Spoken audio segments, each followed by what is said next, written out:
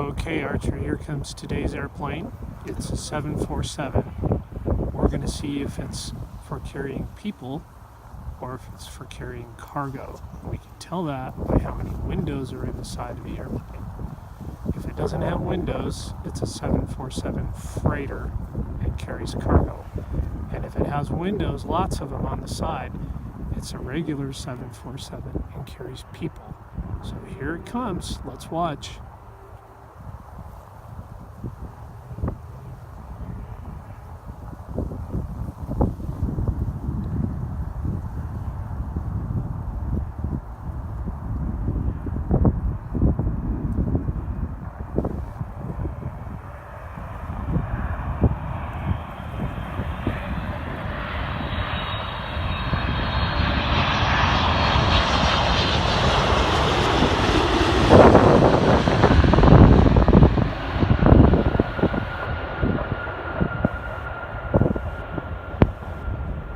Well, I think we know what kind that is for two reasons. One, there weren't very many windows, and also we saw what's painted on the tail.